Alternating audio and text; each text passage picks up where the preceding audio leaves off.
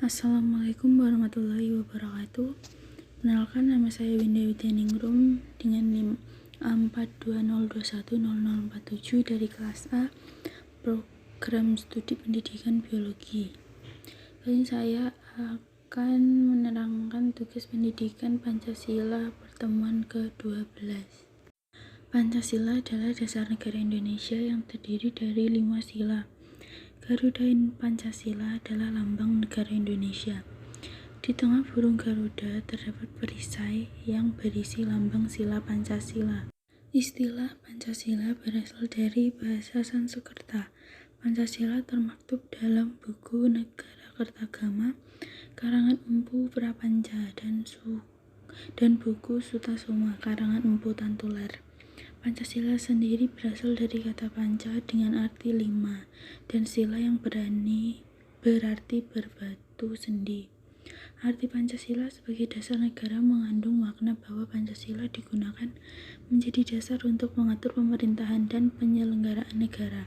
Artinya Pancasila berfungsi sebagai dasar hukum, baik tertulis maupun tidak tertulis. Sebagai dasar negara, Pancasila mencakup 5 pedoman yang sangat penting untuk rakyat Indonesia dalam menjalani kehidupan berbangsa dan bernegara, sehingga makna setiap sila di dalam Pancasila harus dipahami dan juga diamalkan setiap warga negara Indonesia.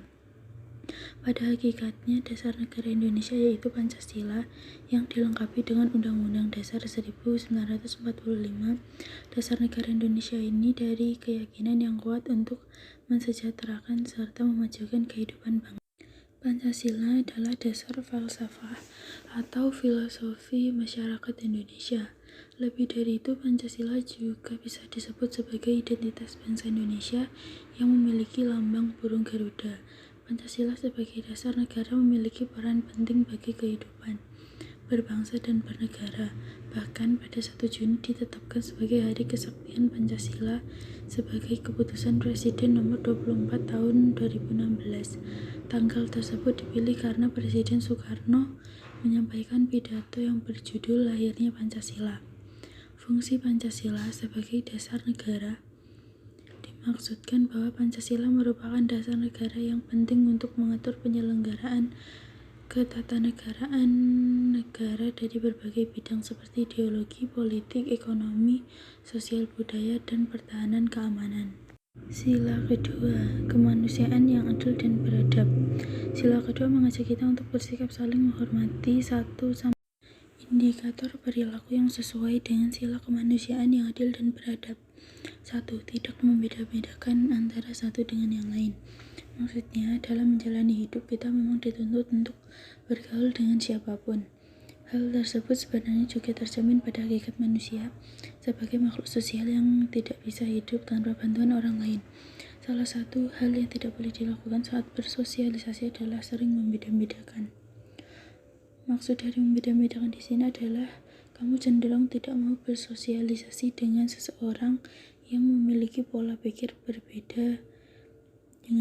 Yang kedua, membantu teman yang kesulitan mengerjakan tugas. Di sini kita bisa membantu teman karena itu adalah salah satu bentuk sosial yang kita miliki untuk membantu sesama. Yang ketiga adalah menjenguk teman yang sakit. Menjenguk teman yang sakit merupakan salah satu bentuk dari solidaritas kita atau rasa iba kita kepada teman yang sedang mengalami musibah. Yang keempat adalah menghormati kepada orang yang lebih tua.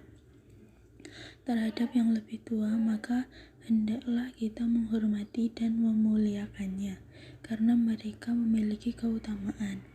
Adapun terhadap yang lebih muda, maka hendaklah kita menyayangi dan lemah lembut kepadanya, karena pada diri yang lebih muda, akal dan ilmunya masih kurang. Mereka perlu dibimbing dan dipenuhi kebutuhannya, serta tidak menghukumnya apabila tidak melakukan kesalahan.